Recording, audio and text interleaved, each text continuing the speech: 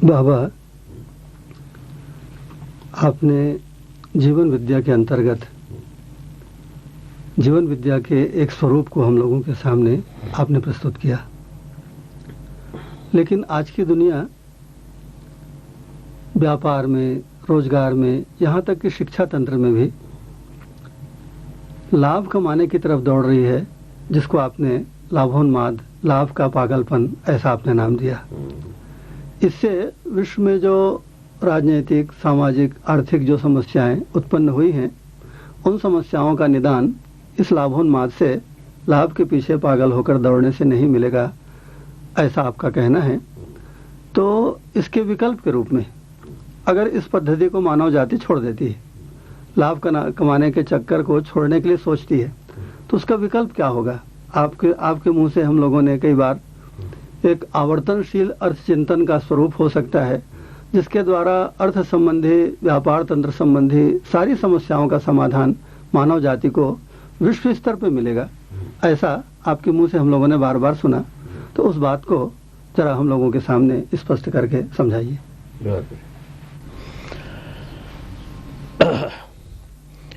आपने मौलिक रूप में आपने जिज्ञासा की है।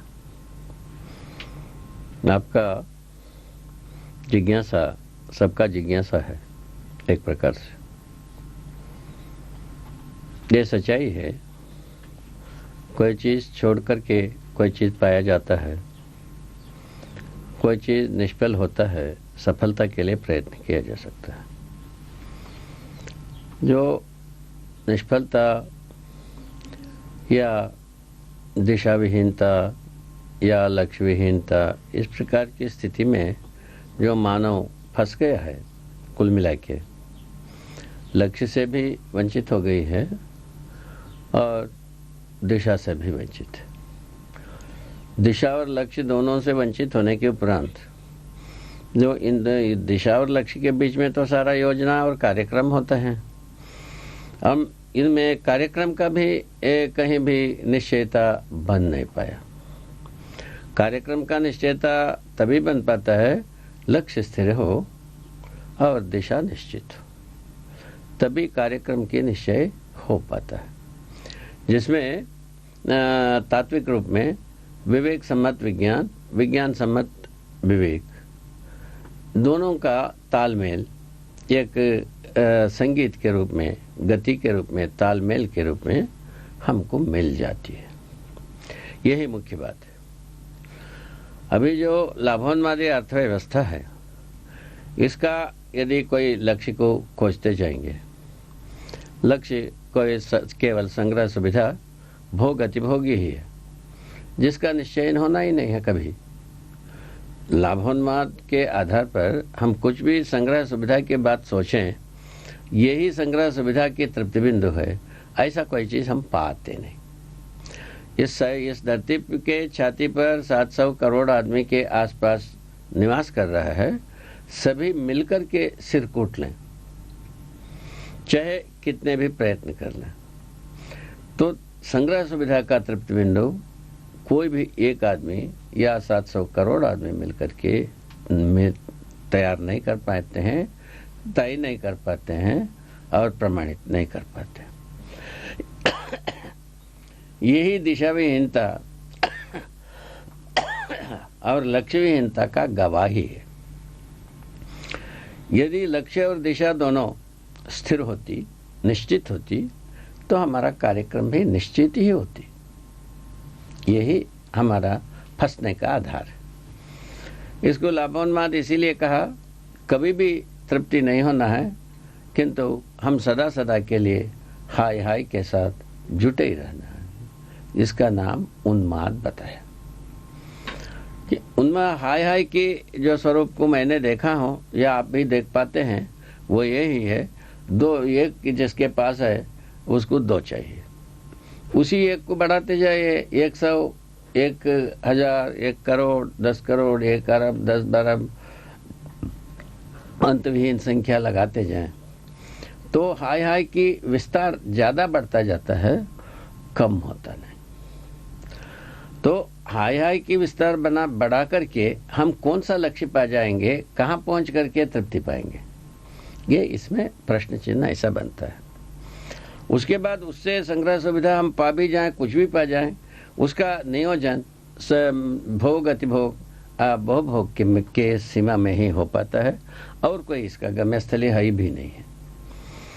तो अतिभोग बहुभोग के बारे में सोचते हैं, आज तक भोग से तृप्ति पाना किसी को हुआ नहीं।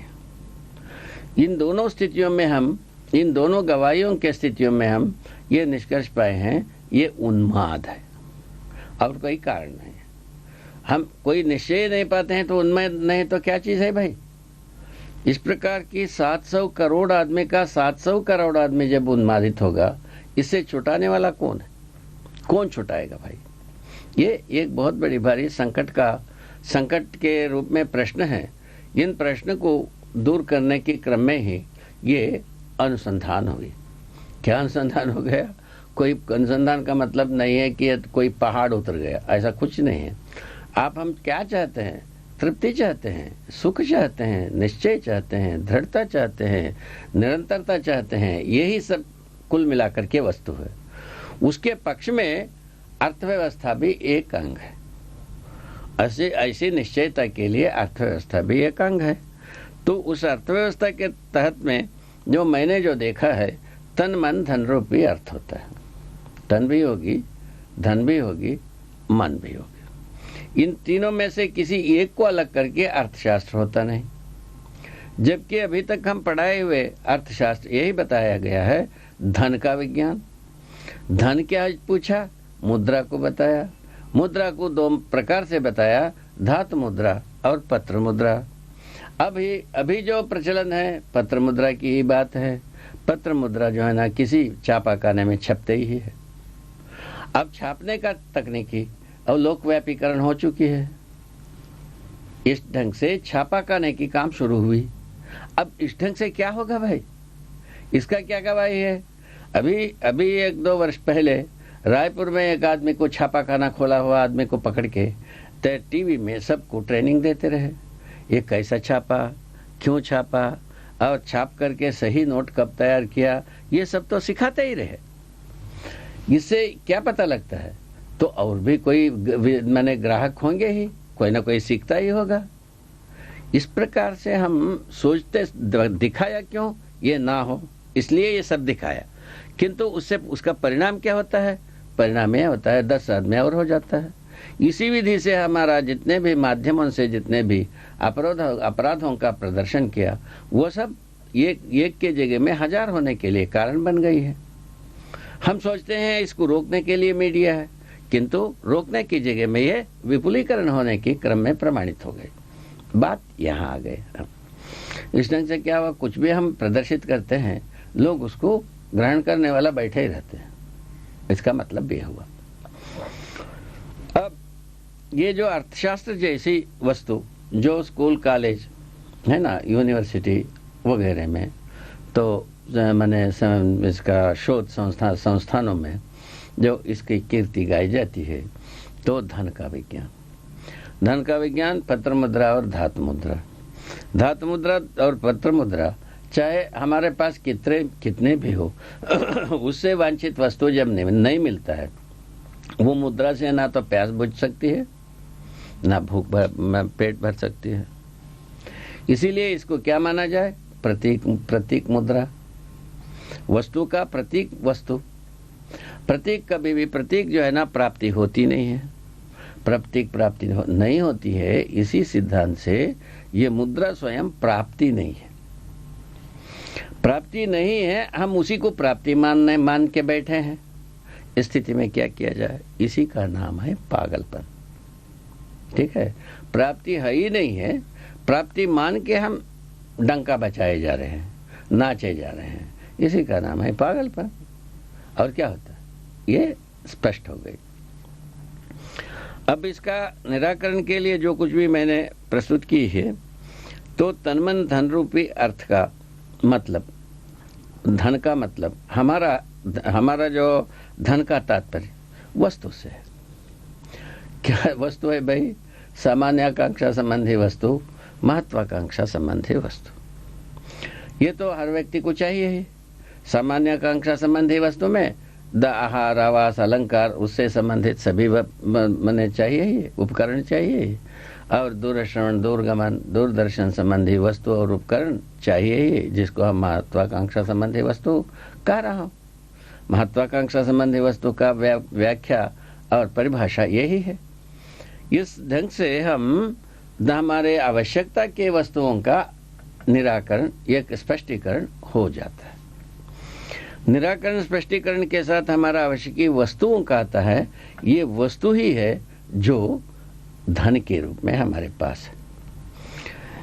संपूर्ण सामान्य आकांक्षा, महत्वाकांक्षा संबंधी संपूर्ण वस्तुओं का यदि कोई चीज होगा तो उसका क्या होगा? संग्रह होगा कि उपयोगिता होगा? पूछा। इन वस्तुओं का ना तो संग्रह हो ही नहीं सकता, इसका उपयोग ही करना है। जैसा अनाज पैदा करते हैं, 1 वर्ष, 2 वर्ष, 4 वर्ष, 10 वर्ष रखोगे, बाद में उपयोग नहीं करोगे तो सड़ के खा देना होगा। ठीक है, उसी प्रकार से कोई भी यंत्र उपकरण है, उसका उपयोग नहीं करोगे, अपने आप से जंग पकड़ के समाप्त देना होगा। इस विधि से जो कुछ भी हम उपयोग माने यंत्रों को तैयार करते हैं उपकरणों को तैयार करते हैं और वस्तुओं को तैयार करते हैं, जो मनुष्य के आहार, आवास, अलंकार संबंधी वस्तुओं को, ये सब का सब उपयोग के लिए उन्मुख रहते हैं। इसको संग्रह किया भी नहीं जा सकता। किया जा सकता है तभी भी सीमित रूप में ही किया जा सकता, असीमित रूप में किया ही नहीं जा सकता। और जितना ज्यादा हम संग्रह करने जाते हैं उतने ही ज्यादा कष्टदायक हो जाएगी। इसीलिए इसका उपयोगिता भावी हो जाता है। उपयोगिता के अनंतर सदुपयोगिता और प्रयोजनशीलता के लिए सारे वस्तुओं को नियोजित किया जा सकता है। एक बहुत खूबी की बात मैंने यह देखा है, किसी भी वस्तु को उत्पादन करते समय में मन का होना जरूरी है। मन के बाद तन का होना जरूरी है। मन और तन का संयोग से ही सारे वस्तुओं का उत्पादन होता है। और मन और तन का संयोग के बिना कोई वस्तु को हम उत्पादन कर दें, ऐसा कुछ होता नहीं। कोई आदमी ये पूछे हमसे, भाई हम कंप्यूटर से कराते हैं, बुद्धिहीनता की प्रश्न है ये। तो सर्वप्रथम मनुष्य कंप्यूटर को सिखाया, तब वो कंप्यूटर कुछ किया। मनुष्य के बिना क्या कराओगे? मनुष्य रहेगा, तन भी रहेगा, मन भी रहेगा, तभी किसी को सिखाने वाली बात आती है। तो इस ढंग से हम शायद है साफ साफ एक अवधारणा को स्वीकार सकते हैं। हम वस्तु का मतलब है, धन का मतलब है वस्तु, वस्तु का मतलब है सामान्य आकांक्षा, महत्वाकांक्षा संबंधी वस्तुएं। इस ढंग से हम निश्चय कर सकते हैं। ये निर्णय करने से फायदा क्या हुआ? फायदा ये हुआ, मानव जाति का मन उत्पादन के ओर लगने के लिए शुरुआत होता है।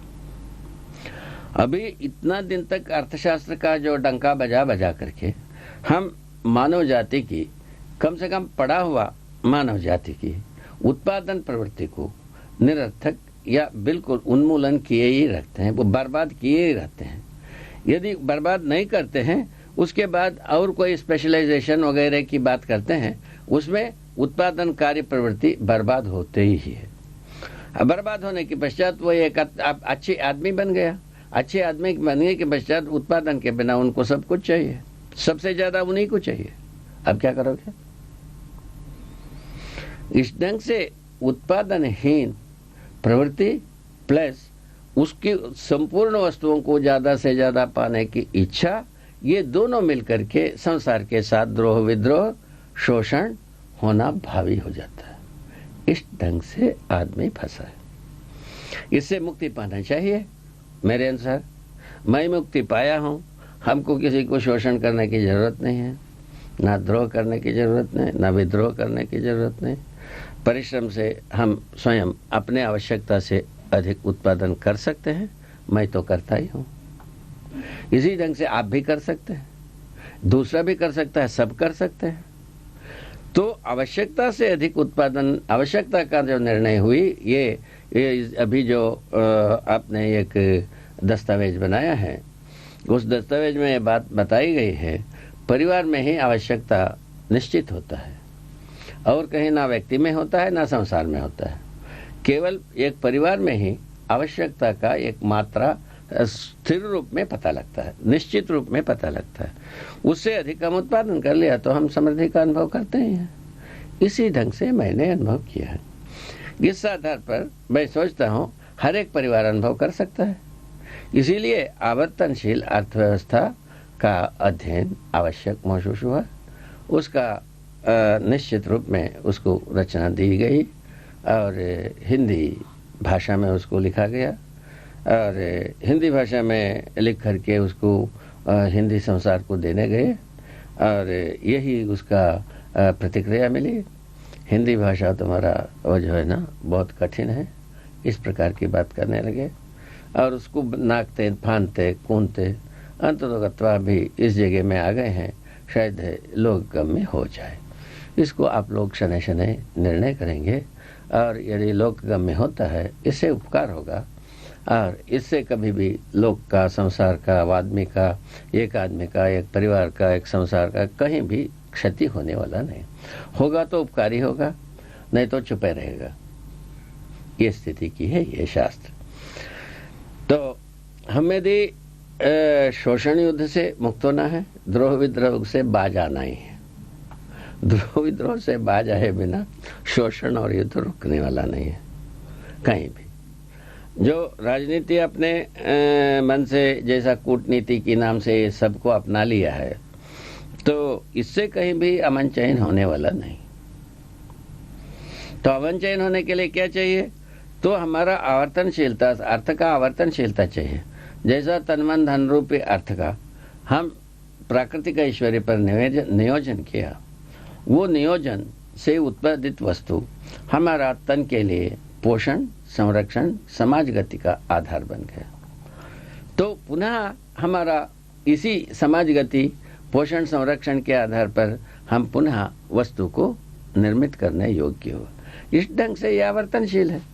मनुष्य अपना शक्तियों को, ताकत को विचार शक्ति के साथ साथ शरीर के द्वारा प्राकृतिक ऐश्वर्य पर श्रम नियोजन करता है। फलस्वरूप वस्तु निर्मित होता है। वस्तु वह जितना चाहिए हमको उससे ज़्यादा हम निर्मित कर ही सकते हैं।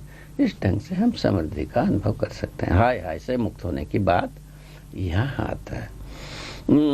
ये निश्चित है, ये एक परिवार यदि करता है, इसमें कोई चीज़ छूटने वाला क्या है, ये बात है। आपने इसको छोड़ा कैसा जाए, इसका विकल्प क्या है, ऐसा आपने पूछा है।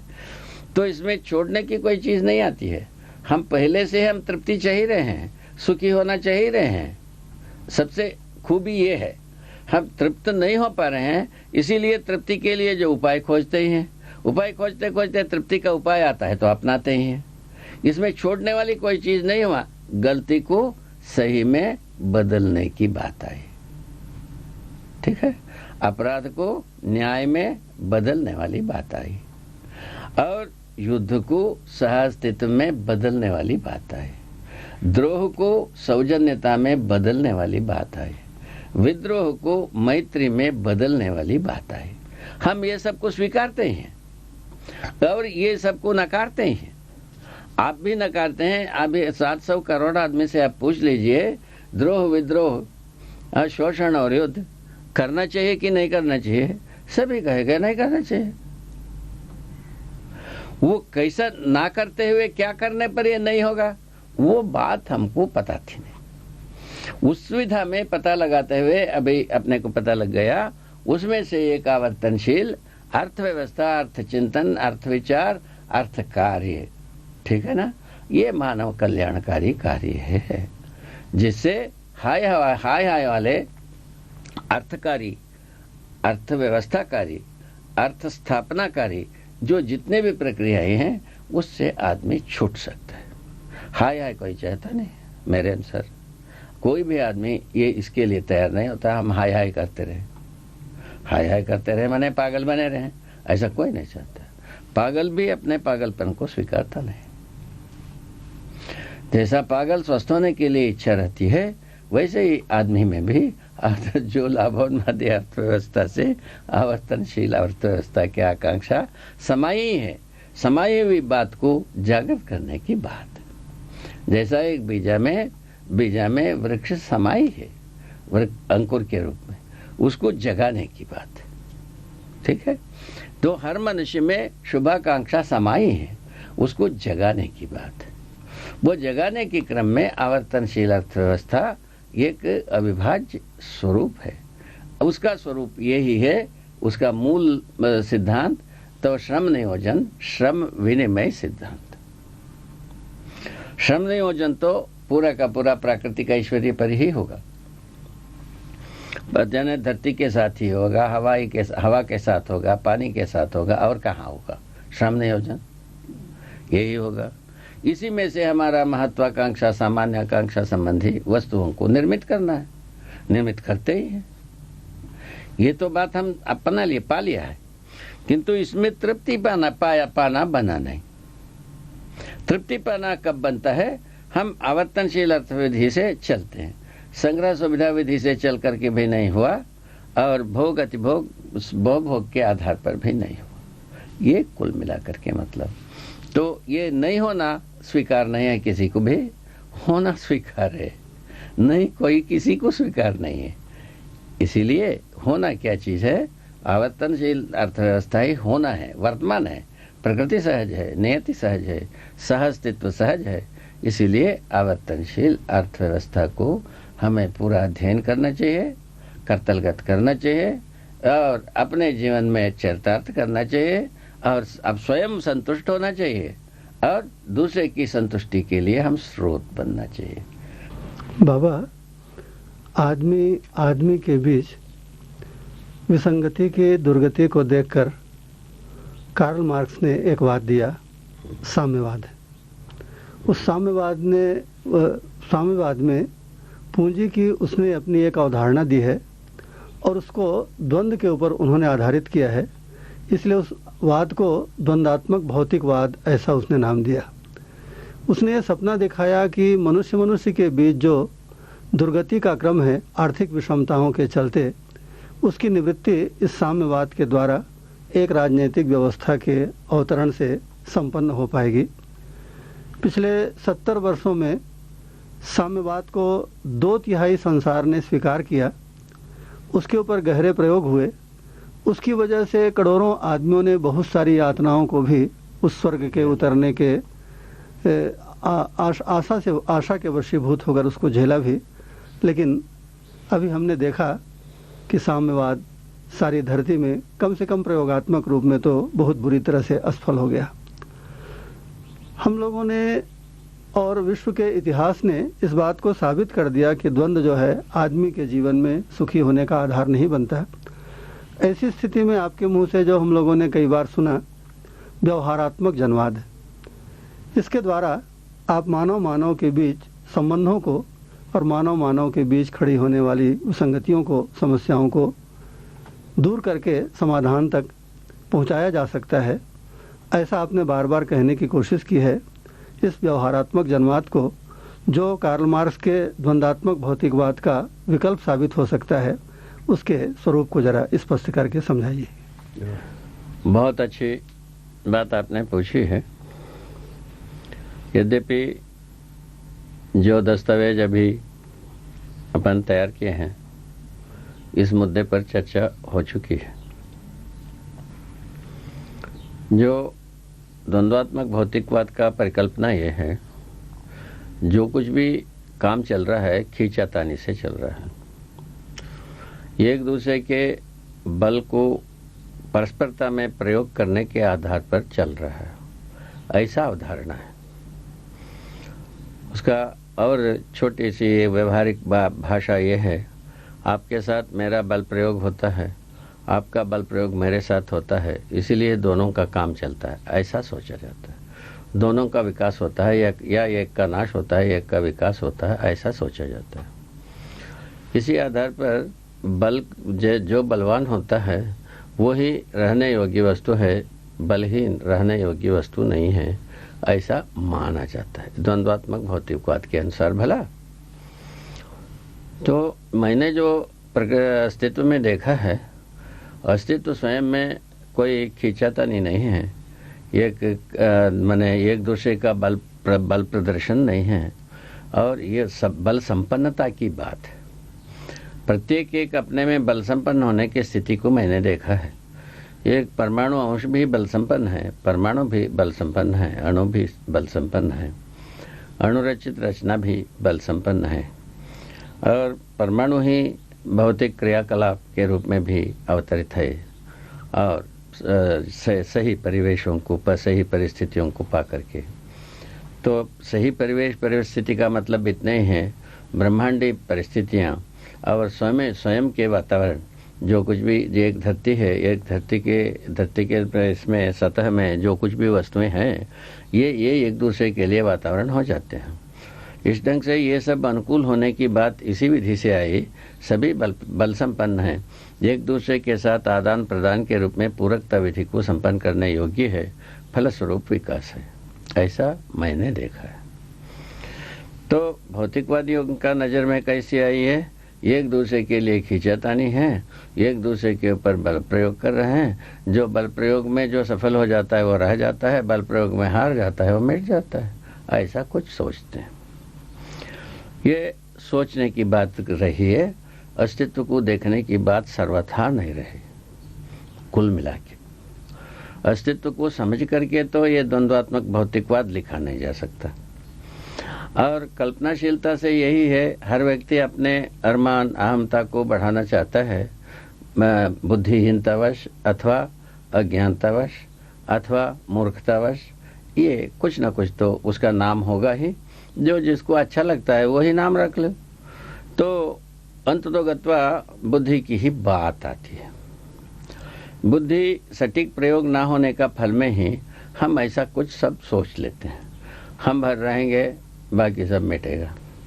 हमारा धर्म रहेगा, सभी धर्म नाश होगा। हम भर धरती पर रहेंगे, राज करेंगे, बाकी सब नाश हो जाएंगे।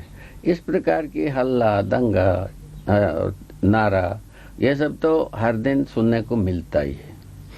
ये सब शेक्सपियर की कथा है कुल मिला के। तो इन कथाओं को, ऐसे कि शेक्सपियर की कथा को तो बहुत रंग से लिखे हैं, सब आप लोग जानते ही हैं। तो इसमें कोई हम निश्चित दिशा अथवा निश्चित लक्ष्य इन दोनों को नहीं पाएंगे और पाए नहीं है।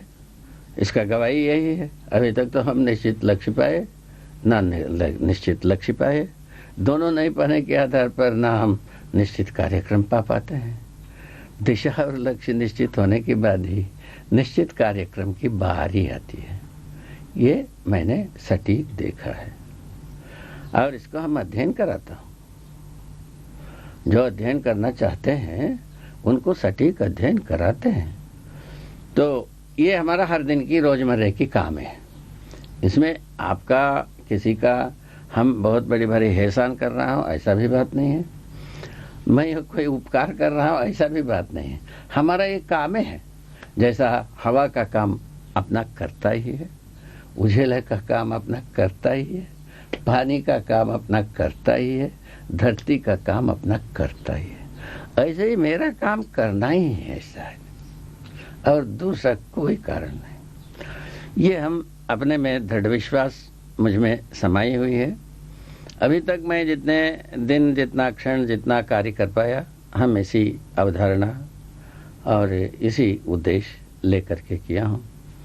इसमें मुझको समाधान हर मोड़ मुद्दा, कार्य व्यवहार और हमारा उत्पादन और विनिमय, हर जगह में हमको आसानी से समाधान मिलता जाता है। उससे मैं सुखी हूँ, मेरा परिवार सुखी है।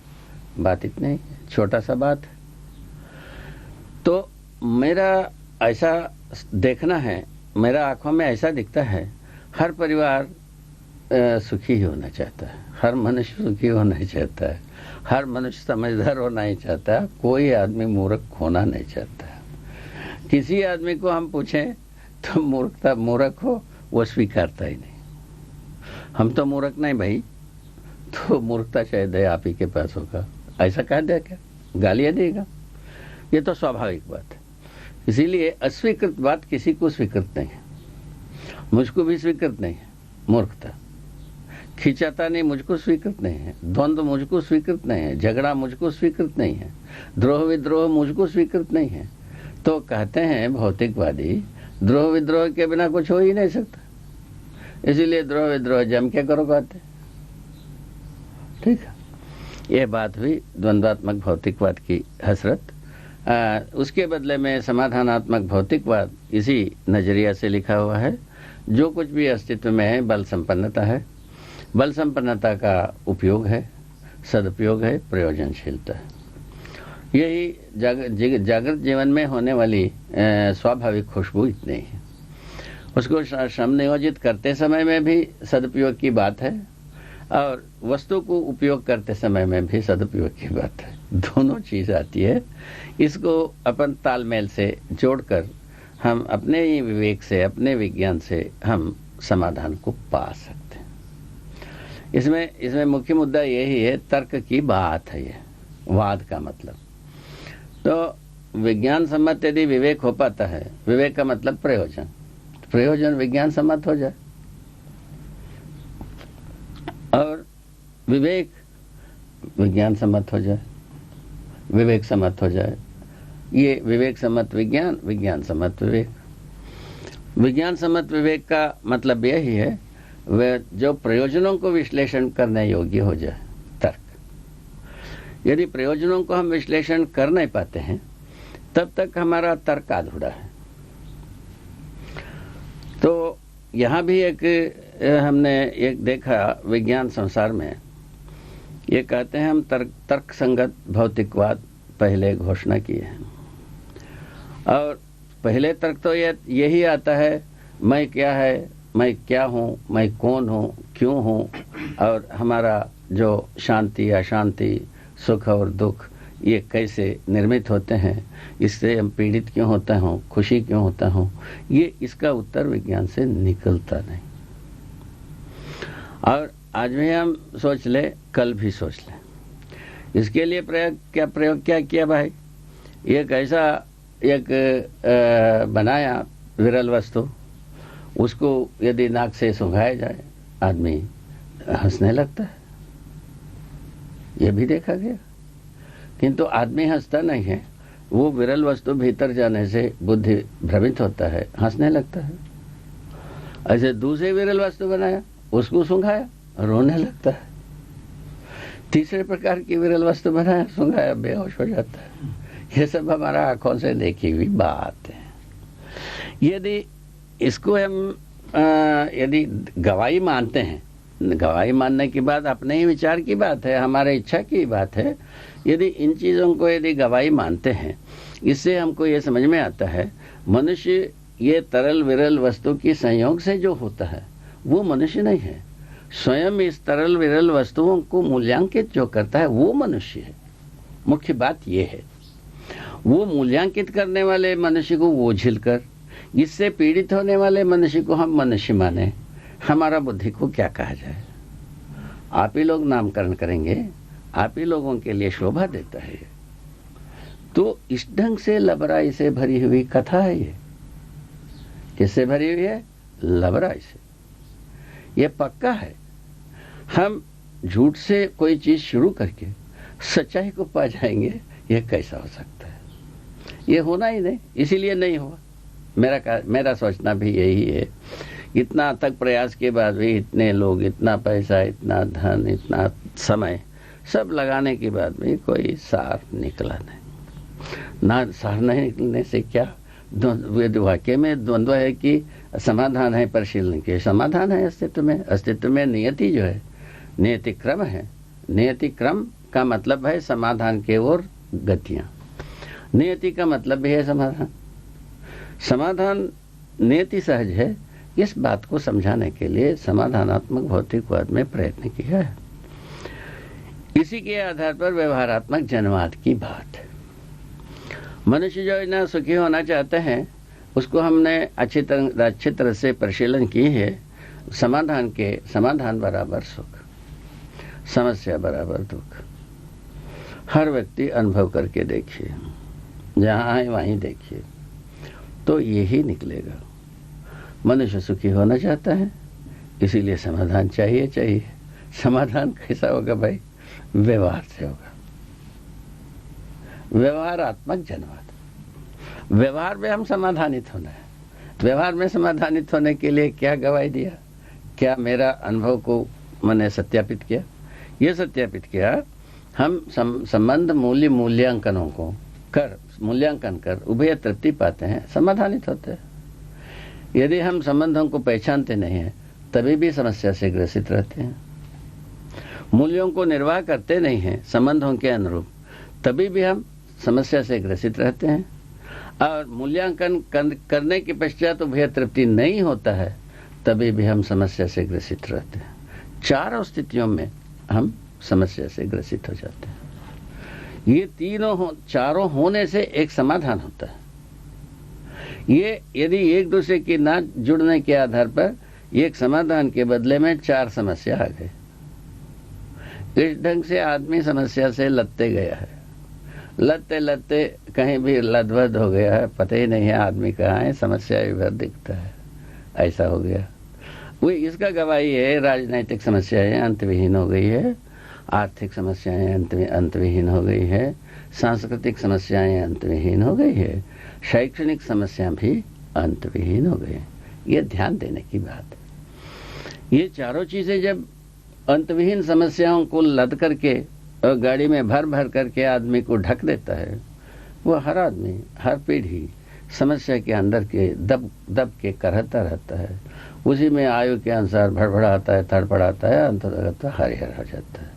बात इतनी है। हरिहर का मतलब और कुछ नहीं है, स्थिति और गति से ही मतलब है, और कोई इससे मतलब भी नहीं है। ठीक हो गया।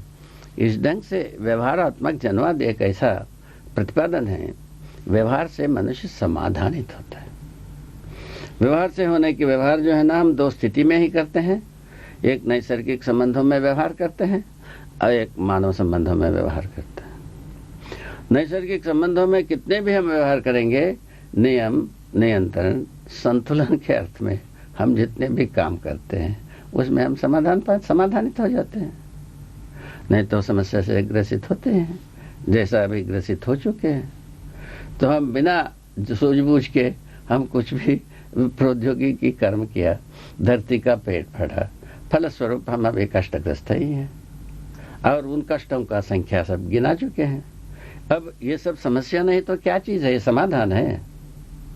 इन समस्याओं की चलते मानव जाति इस धरती पर रहेगा नहीं रहेगा, यह प्रश्न चिन्ह तो बन ही चुकी है। वो चाहे आप हम माने चाहे ना माने, थोड़ा देर के लिए प्रश्न चिन्ह तो स्थापित हो चुकी है। और इसीलिए मेरा देखने के अनुसार आदमी माने अस्तित्व को देखने के अनुसार वो हर मानव समाधानित हो सकता है, हर स्थिति में हो सकता है, हर गति में हो सकता है।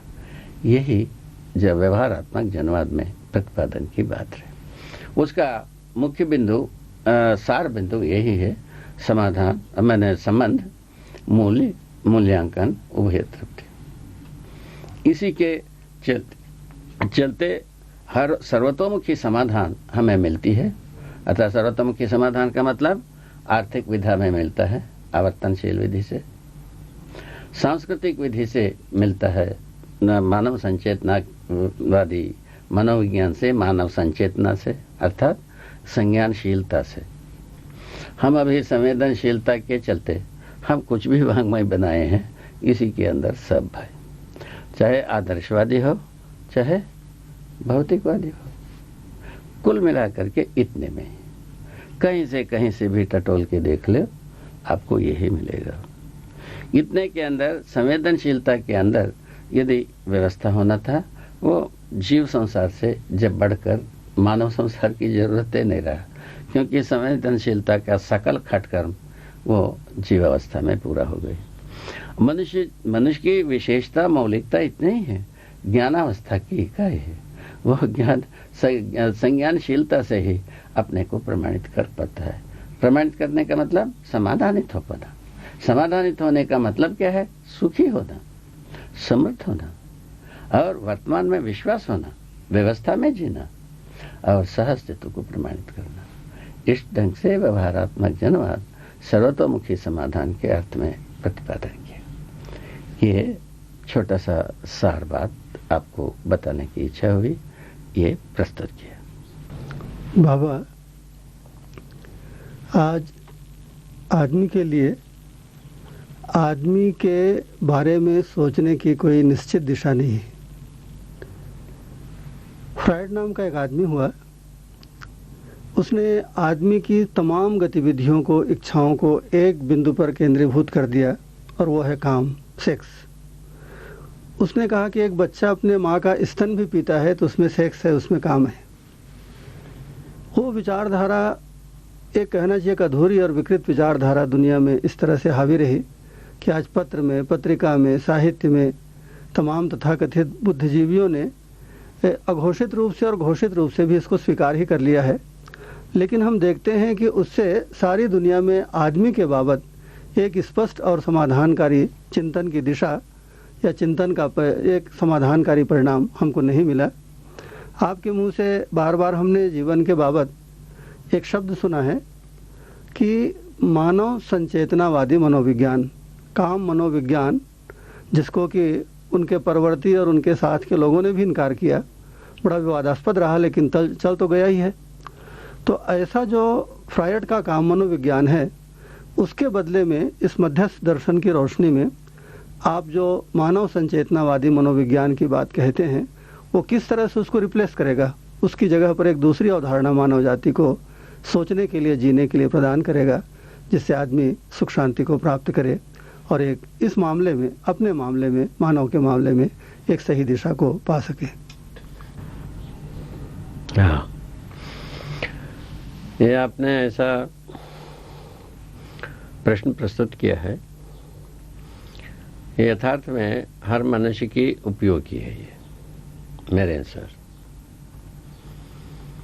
तो ये तो इस दस्तावेज में ये बात को स्पष्ट की गई है, हर मानव जीवन और शरीर का संयुक्त रूप में है। इस बात को स्पष्ट किया। जीवन का मूल रूप भी एक परमाणु है। उस परमाणु, जीवन परमाणु का विशेषता यही है, वह गठनपूर्ण परमाणु है। और परमाणु ही चैतन्य प्रकृति में जब संक्रमित होता है या चैतन्य प्रकृति के रूप में प्रकृति जब अपने को वैभवित हो पाता है, उसका नाम है जो चैतन्य प्रकृति, गठनपूर्ण परमाणु। जो गठनपूर्ण परमाणु में विशेषता यही है, भार बंधन, अणुबंधन से मुक्त रहना उनका वैभव है। जीवन किसी अणुबंधन में आकर अनेक जीवन मिलकर के कोई अणु बनाएंगे, ऐसा कभी नहीं होगी। अनेक जीवन मिलकर के एक जीवन रचना करेंगे, तो ऐसा भी नहीं होगी। तो जीवन, प्रत्येक जीवन भार मुक्त, अणुबंधन मुक्त रहता है। यह सहअस्तित्व विधि से जो समृद्ध मेध संपन्न एक शरीर को चलाने में योग्य हो जाता है। ये दोनों नियति क्रम में आने वाली विधियां हैं। जीवन भी नियति विधि से आता है, अर्थात नियति का मतलब तो निश्चित रूप में अस्तित्व सहज उपलब्धियां हैं या घाट है। तो जैसा पदार्थ अवस्था एक घाट है, ये तो सदा सदा रहेगा ही। उसके बाद प्राणावस्था एक घाट है, तो प्राणावस्था कुछ होने के बाद ही प्राणावस्था की बात होता है। प्राणावस्था से जीवावस्था और तीसरा घाट है। चौथा घाट में मनुष्य है। मनुष्य में और जीवों में, अधिकांश जीवों में जीवन और शरीर का संयुक्त रूप में होना होता है। इसको भले प्रकार से देखा गया है, इसको अध्ययन किया जा सकता है। इसका अध्ययन के माने केंद्र बिंदु यही है, जीवित रहना, निर्जीवित होना, जीवन संपन्न रहना, जीवन रहित रहना, ये स्पष्ट होता है। इसमें जीवन संपन्न रहने का जो प्रमाण है, ज्ञानेंद्रियों का व्यापार से समझ में आता है। ज्ञानेंद्रियों का कार्यकलाप जब नहीं हो पाता है, नहीं तो मूर्छित रहते हैं जीवन, या शरीर मूर्छित रहता है और जीवन शरीर के द्वारा प्रकाशित नहीं हो पाता है, प्रमाणित नहीं हो पाता है। शरीर में ऐसे ही व्यवधान पैदा हो जाता है। या मृतक कहते हैं, मर गया। मरने का मतलब शरीर को जीवन छोड़ दिया रहता है। शरीर से जब जीवन अलग हो जाता है उस समय में मृतक हो गया ऐसा घोषणा किया जाता है, नाम है। हुआ क्या रहता है, जीवन शरीर को छोड़ दिया रहता है। ऐसा शरीर को हम मनुष्य नहीं कहते, फिर नहीं कहते हैं। तो जीवन शरीर को चलाते हुए स्थिति में ही हम मानव कहते हैं। ये भी एक सोच के समझ के रहने की बात है। ऐसे जो हर मानव अपने में एक विचारशील व्यक्ति है, विचारशील इकाई है। जीवों में क्या है भाई, विचारणा का कोई स्थान नहीं है, वंशानुसंहिता का स्थान है। जीवों का विचार वंशानुसंहिता तक ही अंतिम गोल है। वंशानुसंहिता के रूप में जितना विचार कर पाते हैं उतने से ही जो वंश के अनुरूप सारा कार्य व्यवहार करते हैं उससे वो व्यवस्था में जीना प्रमाणित हो जाता है। मनुष्य में क्या व्याधा आ गई, मनुष्य तो वंशानुसंगी विधि से जीना चाहता है किंतु कल्पनाशीलता, कर्म स्वतंत्रता उससे अधिक दूर दूर तक पहुंचा ही रहता है। ये व्याधा आ गए, ये परेशानी आ गई। जब उसको वंशानुसंगिता के अर्थात शरीर के सीमा में यदि हमारा विचार सीमित नहीं हुआ उस स्थिति में हम दूर दूर तक फैलते ही हैं। आप भी फैलते हो, मैं भी फैलता हूँ। इस व्याधा के कारण से हम जो वो शरीर सीमा में हमारा कार्य करना बनाना है या शरीर सीमा में जीवन सीमित रहना बनाना है, या तीसरा विधि से शरीर सीमा में विचार कर हम कहीं तृप्त होना बनाना है, समाधानित होना बनाना है। ये इतने चीज ना होने का गवाही क्या है, हम ना तो सामाजिक हो पाए, अखंड सामाजिक होना बनाना ही, सार्वभौम व्यवस्था को पाना भी बनाना है, दोनों चीज। और जबकि दूब का व्यवस्था सार्वभौम है, कुत्ते की व्यवस्था सार्वभौम है, गधे की व्यवस्था सार्वभौम है, घोड़े की व्यवस्था सार्वभौम है, हाथी की व्यवस्था सार्वभौम है, मनुष्य कौन सा अभागा है जो सार्वभौम व्यवस्था ही ना बने? इसका उत्तर कौन बाप देगा, कौन पूत देगा, कहां से देगा? भौतिकवाद देगा, आदर्शवाद देगा, क्या देगा? ये सोचने की बात है। इसमें लगता है चाबुके इन तथ्यों पर जब ध्यानाकर्षण होता है लगता है वाकई में ये जैसा कि गला घोट दिया, किंतु बात ऐसी नहीं है। विचारशीलता हमारा स्वत्व है, आप हम चुप रह नहीं सकते, आप हमारा अधिकार की चीज नहीं है। कहीं विचार को हम चुप नहीं करा सकते, यदि करा सकते हैं तो कहाँ होता है? समाधि में होता है। मैं स्वयं देखा हूँ, समाधि में होने के बाद उस आदमी का कोई उपयोग नहीं है। जब विचार नहीं तो उपयोग कहाँ से होगा? ऐसा हो जाती है।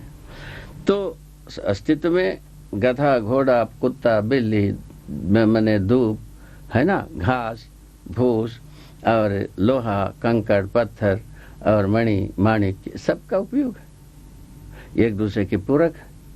मनुष्य होकर के पूरक ना हो, ये कैसा होगा? ये सोच को यदि अपन मूल्यांकन करेंगे तो ये प्रकृति विरोधी हो गए।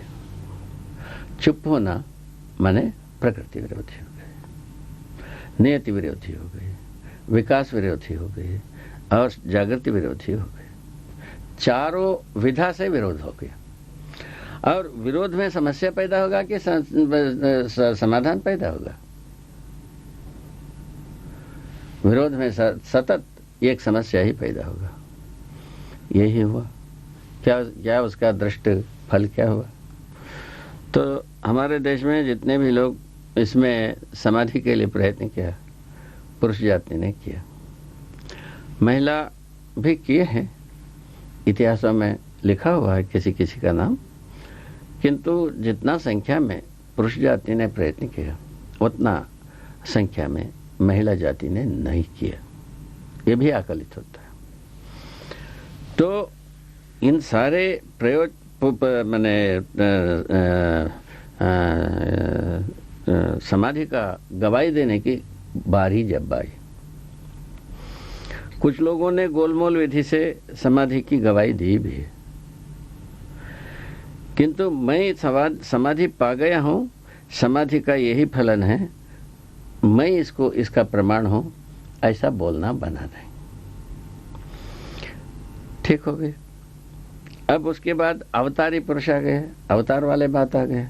अवतार में मनुष्य जी के जो जितने भी दस्तावेज है, मनुष्य की अंतिम कल्पनाओं को प्रस्तुत करने की कोशिश की, शुभ के लिए किया है, किंतु शुभ घटना हुआ नहीं।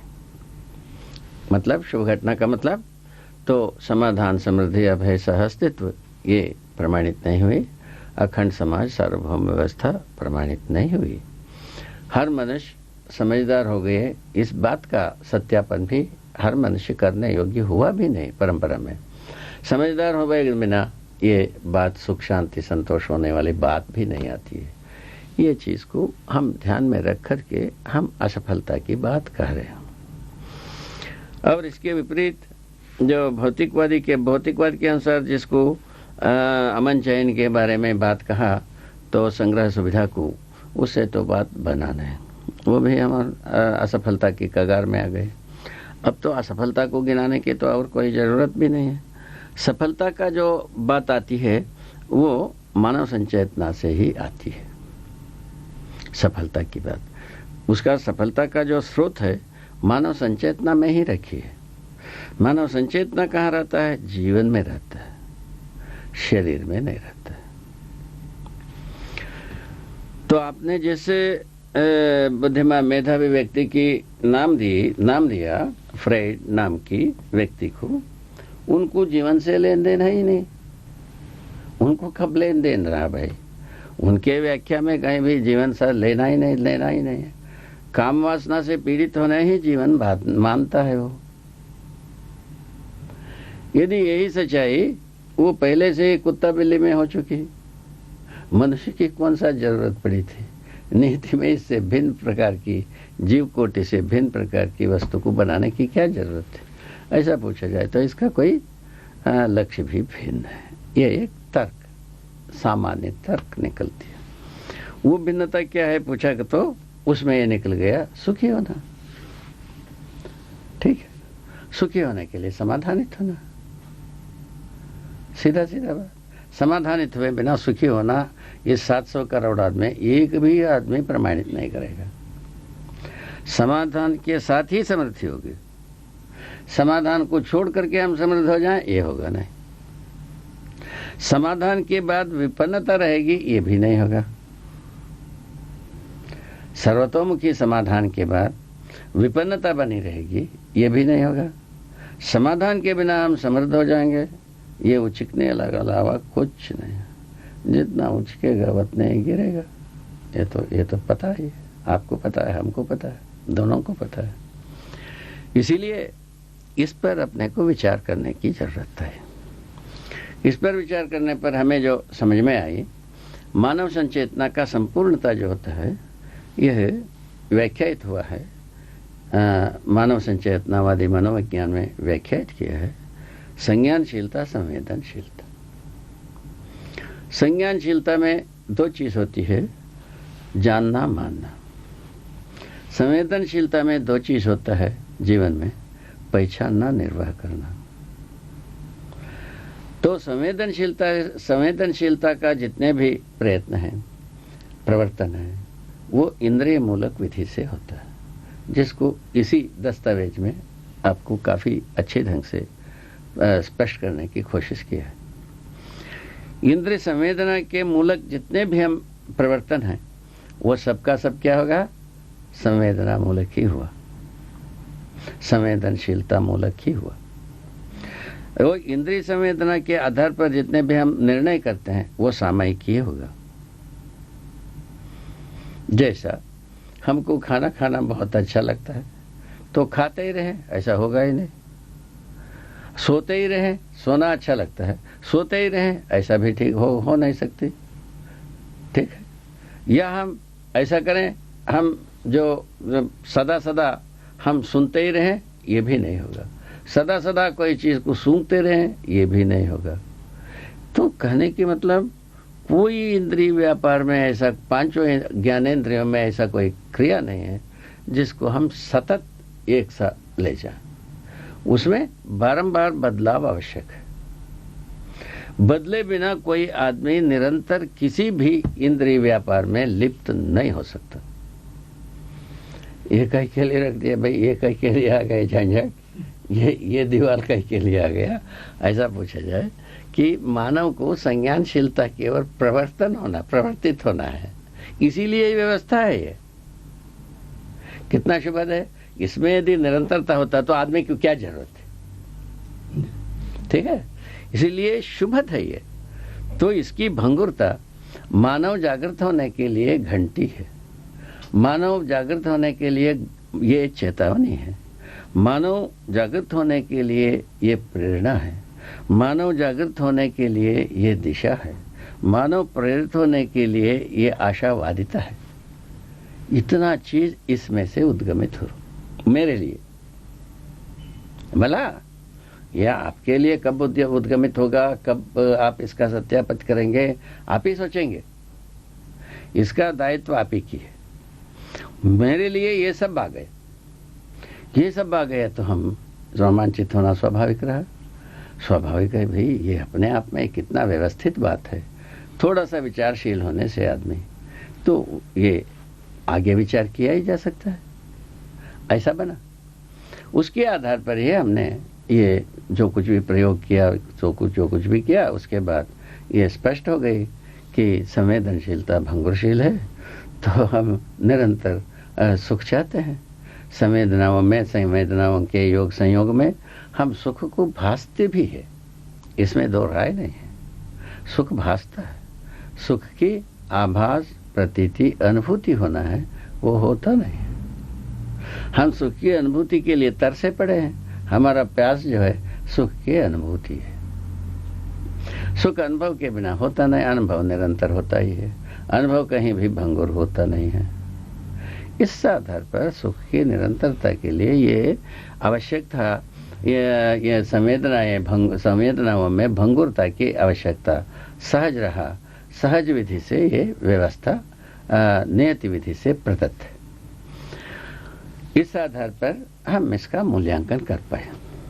उसके बाद संज्ञानशीलता का मतलब निकल गए जीवन की सभी क्रियाकलाप अनुभव मूलक विधि से अनुप्रमाणित होना। मानव संचेतना ये है, यही जागृत संचेतना है, यही समाधानित संचेतना है, यही प्रामाणिक संचेतना है, जिसको मैंने स्वयं अनुभव किया है। मैं स्वयं आपको अध्ययन कराता हूं। कुल मिला के इतने ही। ये अध्ययन मूलक विधि से ही आएगी, पठन से नहीं आएगी। आप ये चित्र देख लिया, वीडियो देख लिया, आपको बोध हो जाएगा, इतना आसान नहीं है। किंतु ये भाषाभास प्रतीति होने के बाद ये इसका इस प्रकार की चित्रण को बारंबार देखने से बोध के लिए सहायक होगा। मेरा सोचना ऐसा है। इस विधि से इस दस्तावेज का सार्थकता को मैं ऐसा मूल्यांकित करता हूं। तो संज्ञानशीलता में मुख्य मुद्दा 3 है। तो अस्तित्व समझ में आ गया, मानव संचेतना का निरंतरता का आधार बन गए। जीवन समझ में आ गया, मानव संचेतना की निरंतरता बन गए। मानवतापूर्ण आचरण समझ में आ गया तो परंपरा बन गए, परंपरा की निरंतरता बन गई। परंपरा के लिए मानवीय व्यवहार को, मानव आचरण, मानवीयतापूर्ण आचरण को समझे बिना मानव परंपरा होने वाला नहीं है। ये तो बात सच्चाई है। मानवीय आचरण ही एक ऐसा वस्तु है जो कि सर्वदेश काल में वो एक सा ही है।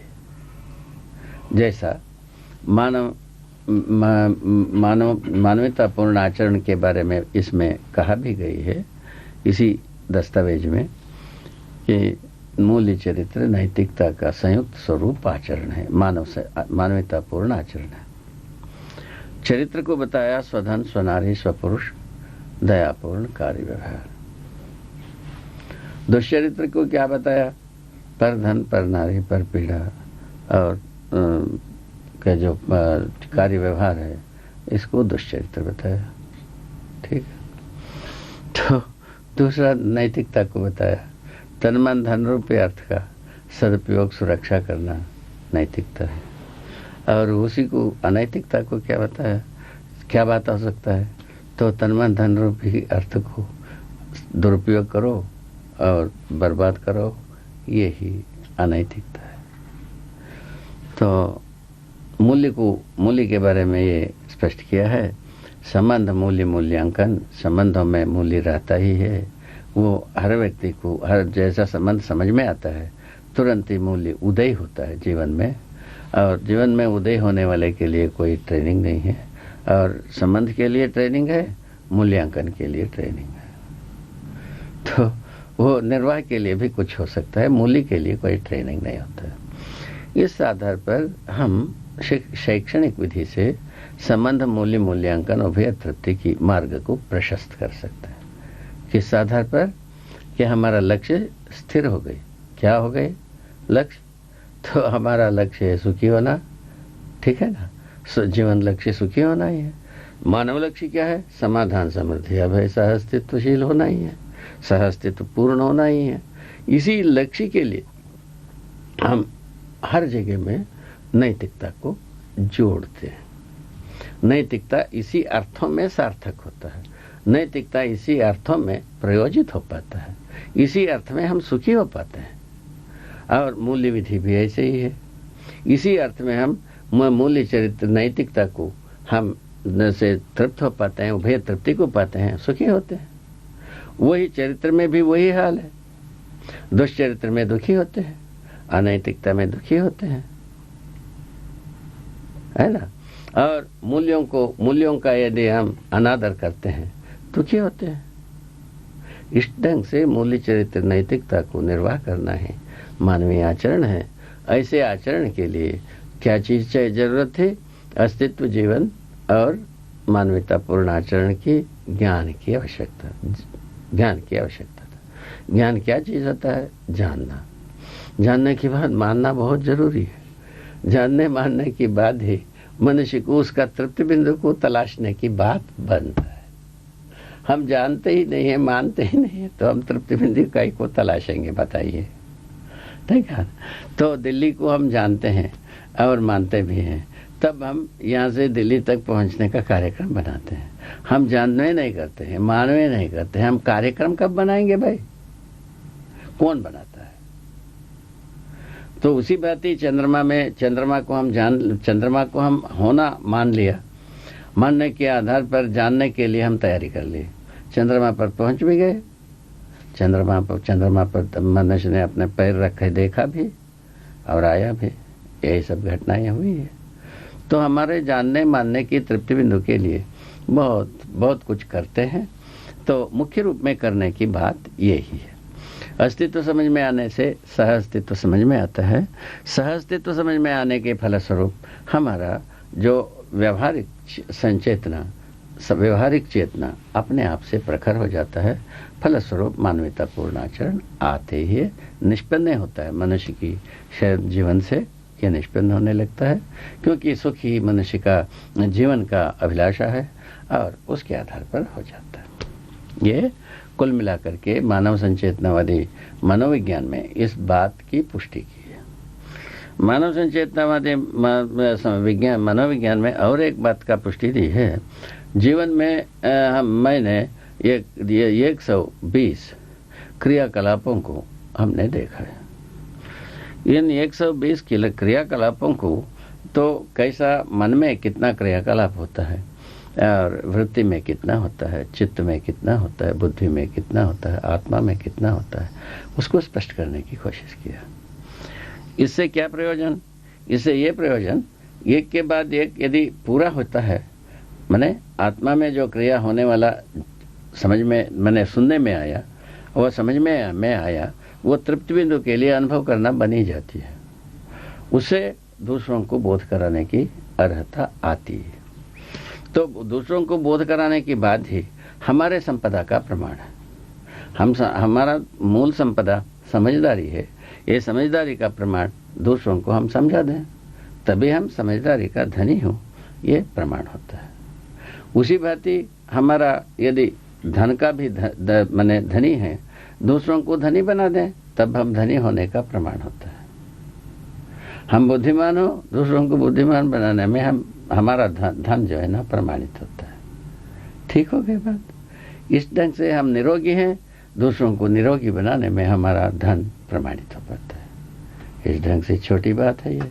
इस ढंग से सरलता से हम सामाजिक होने की रीति आती है।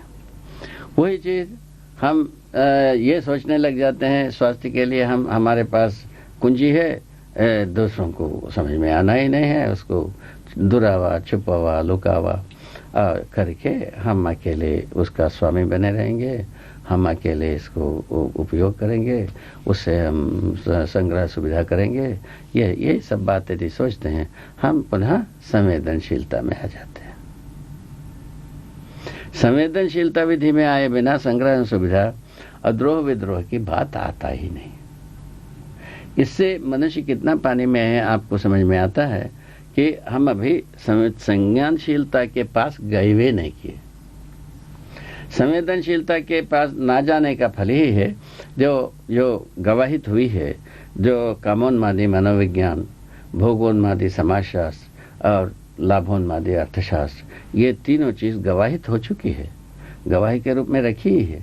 इन तीनों को मैं समझता हूँ धरती में हर व्यक्ति कोई ना कोई छोर से संबंधित है ही है। तो अब होना क्या चाहिए? अब आवर्तनशील अर्थशास्त्र और व्यवहारवादी समाजशास्त्र, मानव संचेतनावादी मनोविज्ञान के पक्ष में मनुष्य कहीं ना कहीं छोर में किसी न किसी छोर से संबद्ध होने की आवश्यकता है। इन दोनों को रख करके देखा गया, सर्वाधिक लोग ये तीन को सकारात्मक भाग को अपनाना चाहते हैं, जो बाकी उन्माद त्रय को नकारना चाहते हैं। और सब आदमी को हमने पूछे हैं, उसमें से 90 से अधिक लोग इसको चाहते हैं। किसको? तो आवर्तनशील अर्थशास्त्र, व्यवहारवादी समाजशास्त्र और मानव संचेतनावादी मनोविज्ञान ही चाहते हैं। इस ढंग से मानव संचेतनावादी मनोविज्ञान का मूल रूप स्पष्ट होती है। वो मूलतः जीवन की क्रिया ही है। जानने के लिए, मानने के लिए, प्रवर्तित होने के लिए, मानना हुआ तो प्रवर्तित हुआ। तो जानने के आधार पर प्रवर्तित होते हैं। पहचानने निर्वाह करने के क्रम में हम अपने आप से न्यायिक हो जाते हैं और नियमित हो जाते हैं, संतुलित हो जाते हैं, नियंत्रित हो जाते हैं, सुखी हो जाते हैं, अमन चैन होते हैं। ये कुल मिलाकर के मानव संचेतनावादी मनोविज्ञान का प्रयोजन है।